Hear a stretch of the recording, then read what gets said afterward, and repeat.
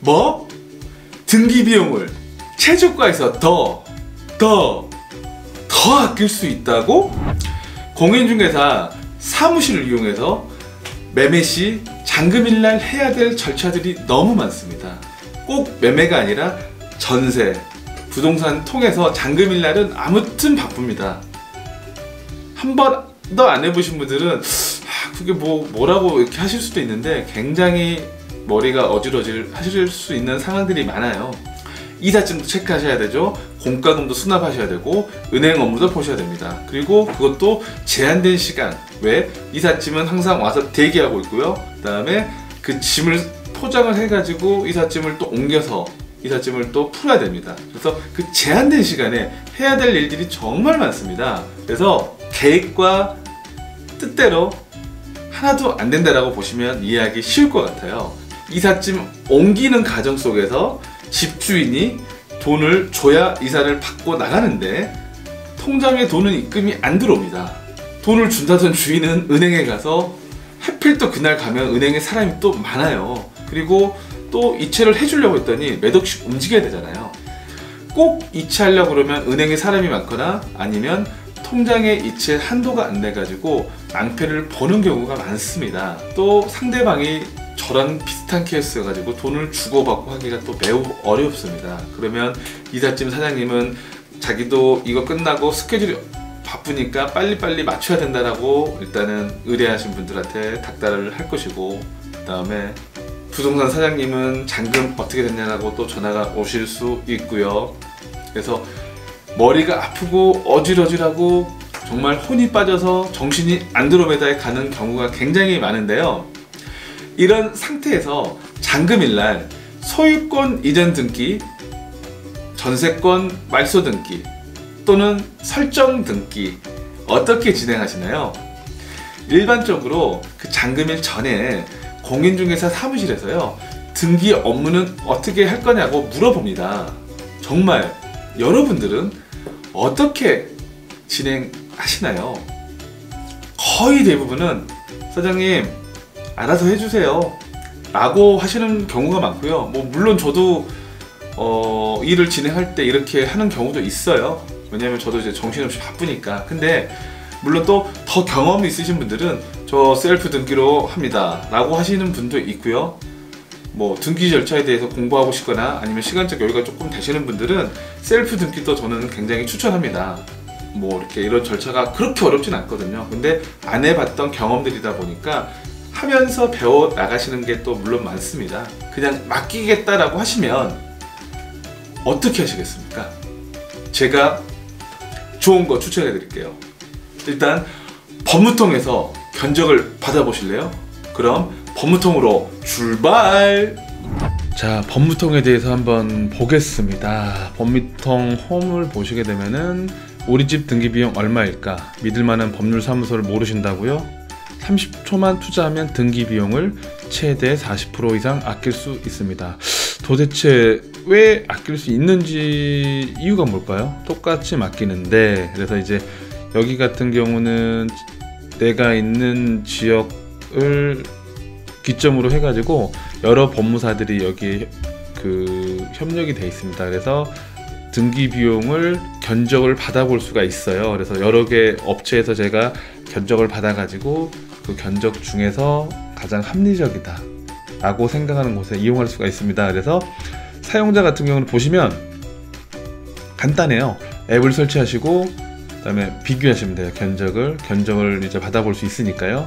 그리고 이 견적 받은 것 중에서 가장 금액이 나한테 저렴하다 라고 하시면 그 업체에 전화하고 연락을 보내서, 예를 들어 소유권 이전이다 라고 하면 소유권 이전에 대한 서류인데 내가 몇 월 며칠 날 잔금을 할 거고 몇 시에 할 거다 라고 하면 그 법무사, 그 법무통 그 직원분들이 부동산으로 온다든지 아니면 어디 당사자들 직접 만나서 한다든지 그런 식으로 해서 그쪽으로 오셔가지고 서류를 수령해 갑니다. 그래서 보시면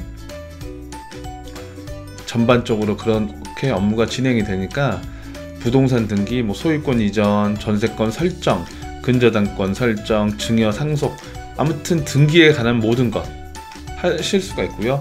당연히 법인 설립 등기도 가능하고요. 이거 법률 상담은 안 받아봤고 법무통에서는 등기 업무만 해보는 걸로. 그래서 그 필요한 서류들 다 이제 양식이 나와 있어요. 그래서 그렇게 하시게 되면은 조금 내가 예를 들어서 거래하지 않는 법무사, 저희들이 일반적으로 일반 분들이 법무사, 변호사 이용할 일이 별로 없잖아요. 그래서 부동산들을 통해 가지고 소개를 많이 받는데 일단 금액적인 면에서는 굉장한 메리트가 있다라고 보시면 됩니다. 자주 하는 Q&A 한번 제가 볼게요. 중개업소에서 업무 처리가 불편하다 라고 이제 얘기를 해요. 그래서 이건 어떤 경우냐면 잔금일날 소유권 이전 관련이나 아니면 전세권 말소나 이런 서류를 주고받음에 있어 가지고 그 서류는 똑같은데 업무 처리한 분의 스타일이 약간 있어요. 그래서 그 부동산 공인중개사 분들 같은 경우도 이왕 조금 더 많이 했던 그런 분들하고 좀 하는 게 익숙하니까 가급적 써라, 그런 식으로 나오는 거고, 일단 이런 경우에도 뭐 법무통 통해서 하시면 된다라고 보시면 되고요. 은행에서 대출을 받기 때문에 은행 법무사를 이용해야 된다. 은행에서 일단 일반적으로 그래요. 은행에서 똑같아요. 은행에서 전세권, 그러니까 근저당권이죠. 은행에서는 근저당권 설정이나 말소인데 대출을 설정을 해야 되고 대출을 상환받으면 말소를 해야 됩니다. 그래서 그런 업무가 시간을 다투고 있는 거기 때문에 서류 진행이나 이런 거를 처음 보신 분들한테 이렇게 하나하나씩 다 설명하기 어려운 점들이 있잖아요. 그래서 은행 분들이나 아니면 공인중개사 분들 일 처리하는 면에서 약간 그런 게 없지 않아 있습니다. 그리고 뭐 금전적인 부분도 법무사들한테 약간 편해주는 그런 부분도 없지 않아 있고요. 근데 제가 볼 때 이 거래하시는 분들이 말하는 금액하고요, 그리고 법무통을 통해서 알아본 견적, 그 정도 중간에서 절충하면 그것 또한 또 합리적이라고 또 생각을 해요. 그래서 그런 거는 케이스 바이 케이스고 하니까 일단 이런 어플들이 있다. 그래서 매매, 밑에 보시면 전세, 증여도 똑같다. 그래서 이런 절차들이 다 나와 있기 때문에 뭐 시간적 여유가 되신 분들은 셀프 등기 하셔도 되고요. 그다음 공부 차원에서 물론 저도 추천을 드려요. 근데 꼭 그게 아니시라 그러면 뭐 맡기실 수 있어서 몰라서 그런다라면 모르지만 이렇게 좋은 곳에서 합리적으로 선택을 하셔가지고 하시면 이것 또한 나쁘지 않다라고 봅니다. 근저당 설정, 말소, 회사 법인, 아무튼 이런 전반적인 어플이 있다는 거. 그래서 제가 볼 때 저번에 얘기했던 부동산 임장 다닐 때 부동산 이렇게 현장 갔을 때 램블러 추천했고요. 그 다음에 보고 듣고 느낀 거 에버노트로 정리하시라고 얘기했고, 이번에 잔금 하실 때 법무통 이용하시라고 제가 또 박수장 추천해 드립니다. 자, 기본적인 소개는 확인하셨죠?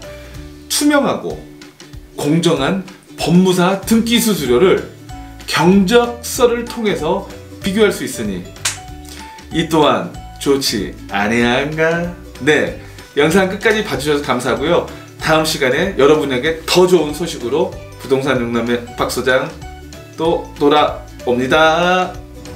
지금 보신 영상이 도움이 되셨나요? 도움이 되셨다면 왼쪽 구독 버튼을 꼭 눌러주시고 오른쪽 영상은 제가 추천하는 동영상입니다. 꼭 봐주세요.